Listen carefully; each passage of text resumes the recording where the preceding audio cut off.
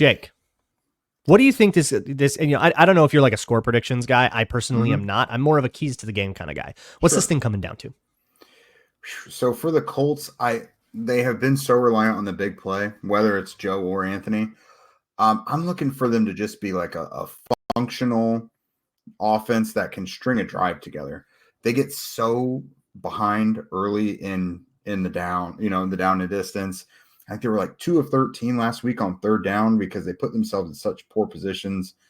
Penalties have been kind of a recent issue. I think that's 6 last week.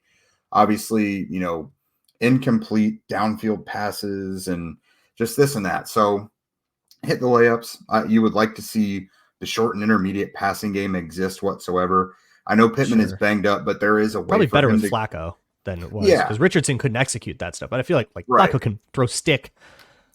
Yeah, like keep a drive alive. Like a 5-yard comeback is fine. I think veteran quarterbacks are more willing to just take what the defense gives them. So string a couple positive drives together, get at least, 2 or 3 touchdowns on the board, hopefully, and hope your defense can do enough against this really high-powered Minnesota offense.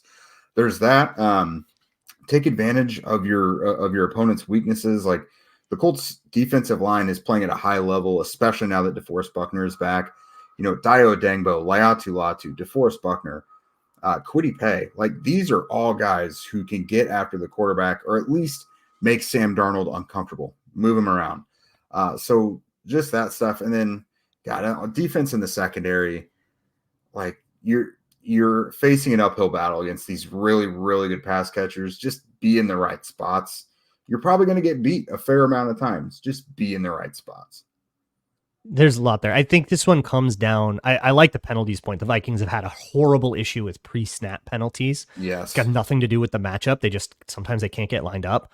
It's been really embarrassing. So that they've had, maybe some of that was just Thursday night kind of jittery stuff. It's just the nature of Thursday night football stuff gets sloppy, but it hasn't just been that.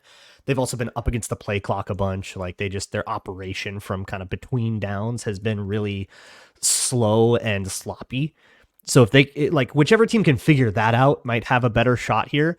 But I do think it's the team that can get out of those long yardage situations. And especially when the Colts have the ball.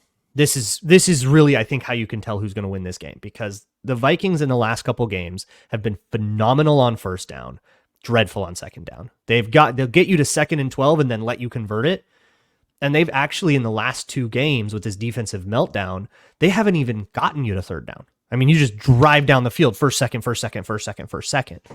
And because of that, it's like warping the snap counts of of Dallas Turner, who's a rookie edge who comes in as part of the 3rd down package as his primary job right now. And because they aren't on 3rd downs, he's not even playing. No. So, it's like that bad. So if you can get to a 2nd and, let's say there is a pre-snap penalty and it's, Colts 2nd and 15, those are more convertible than you think. Especially with somebody like Flacco who can just see where the hole is on a defense and you have it. And if you can run a reasonable route, find the hole in the zone, like it ain't that hard. As if the Vikings can't get pressure again, which they absolutely, utterly failed to against a banged up Rams O-line on Thursday night, if they can't find a way to get pressure again, and it's Brian Flores, you have to hurry that process. Otherwise, you're going to be 2nd and 14 will be no problem. We'll throw a 25-yard chunk right over the middle. Whoever can figure that out, if you can start getting out of your 2nd and longs, or we can start not letting you out of your 2nd and longs, I think whoever can figure that out, this one feels like it comes down to that. But as much as the Vikings are favored here, I've seen this season too many times to not look at this and go, oh, the Vikings can lose any game right now. They can probably win any game. I mean, they've beaten teams that are seen right now as Super Bowl contenders, but they can probably lose any game too. Yeah, so just like the same you said with the down and distance, the Colts defense, if you got 3rd and 10, 3rd and 15, they're giving that up too. Really? Likewise, they have been a really good offense at 3rd and 15, but it's like, why are you getting yourself into that hole in the first place? Like, let's not be awesome at 3rd and 15 because it means that's happening to you in the first place.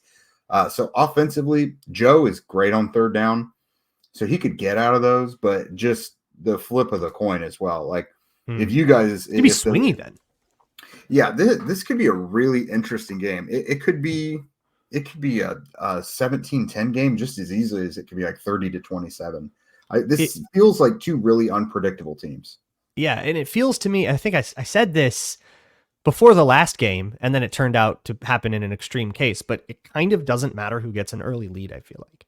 Yeah. Like, it's swingy enough where if somebody's up 13-0 at the end of the first quarter or something like that, or some nightmare happens and it's 14-0, I don't know if they got 33 in them again, but if like that one might be special, but I think if there is like, if either team jumps out to an early lead because of some random stuff, it does feel like one where like absolutely some total like snowball meltdown quarter is in the cards for either team. Mm-hmm. And I don't see this one being, well, third quarter, 2-score lead, it's over. Like, I don't see that being the vibe. At least not for, I mean, I'll be nervous till 0-0s. I always am. But it feels like it might be a swingy game with momentum shifts, and even if there is a big lead, you'll have the announcers going, well, they're about to make, one more score and they make a game out of it, and then they do. Yeah. Whoever it is. Yeah, and I think this is 2 crossovers in a row, which is really damning on the Colts offense and I guess Shane Steichen, but it's only until now that I feel like I'm saying the name Jonathan Taylor.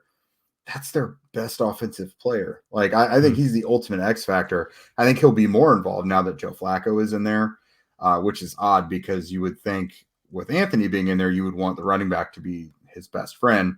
And Jonathan's still been productive. He's running for 100 yards and everything.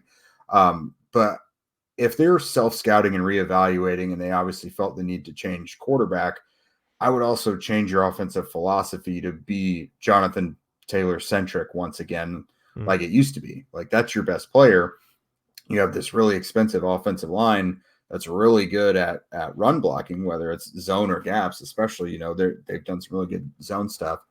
But I mean, Flacco can capitalize on an effective run game leading into play action. Like, he's also a guy who I could see them having him throw 40 times a game. Yeah, like you can, even though he's older, like you can do that with him. Yeah. It's so interesting. Both of these teams are in this like state of flux, and especially with the Colts, and like there's also this whole behind the scenes, like, is the organization okay, locker room culture questions and all of that, where this one, whoever loses this game will feel like they're just in the worst tailspin in the league. Like, it feels a little bit like the stakes are there, and whoever wins this is going to be, okay, we can be okay. This is a season, and whoever loses this is like just in a full hair on fire panic.